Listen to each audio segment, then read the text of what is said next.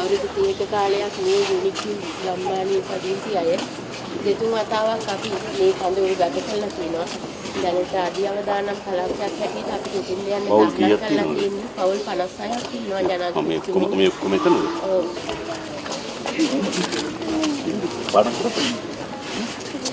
ආදායම් මාර්ග ජීවත් වෙන්නේ මම වැඩස. කොහෙද?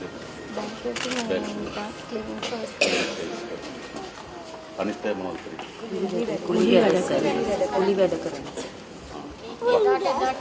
එදාට වැඩ කරන එක තමයි. අපේ තියෙන එකම සැලසුම ඉඩමක් ලබා ගන්න එක තමයි. ඒතර ආපහු පදිංචි වෙලා යන්න බෑ එතන. යන්න බෑ. ඔව්. ස්ථීර විසඳුමක් හොයාගන්න ඕනේ නේද? ආයෙත් යනවා. ආයෙ වැස්සක් ආපුවාම එනවා. ඒක තේරුමක් නැහැ නේද? දැන් අපි දිසාපොත්තුම කියන ඉඩමක් හොයාගන්න පුළුවන් නේද?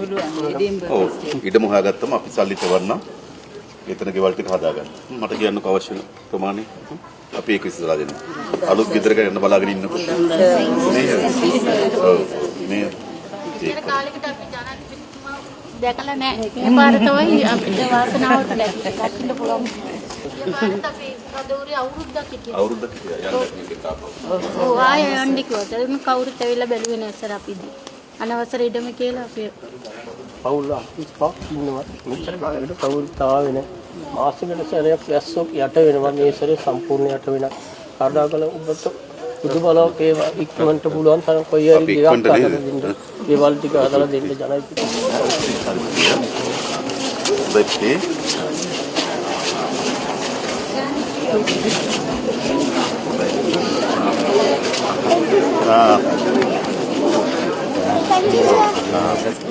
අපි ළමයිගේ අවශ්‍ය වෙන භාණ්ඩ පොත්පත් මිලදී ගන්න රුපියල් 25000ක දීමනාවක් දෙන්න තීරණය කළා තියෙනවා. ඒක ඉක්මනින්ම ලැබෙයි.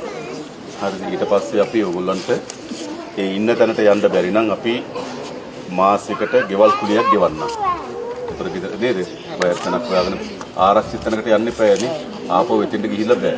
ඒතර අපි తాවකාලික දීමනාවක් දෙන්නම්. ඊට පස්සේ ප්‍රශ්නේ සම්පූර්ණ විසඳනවා. හරි එහෙනම්. රටේම කරන්න එපා ඒක නේද? කවදද කරන්න බෑ. සිටුේෂන් එක දන්න සාහනයක් සැලසෙන විදියට අපිත් ඒකට උදව් කරන්න. ඒ විදිහට ජනාධිපතිතුමා අපිට දෙන සහයෝගයට අපි ගොඩාක් ගරු කරනවා. ටීම් එකක් විදිහට මෙතන එන හැමෝම වෙනුවෙන් මම කතා කරන්නේ.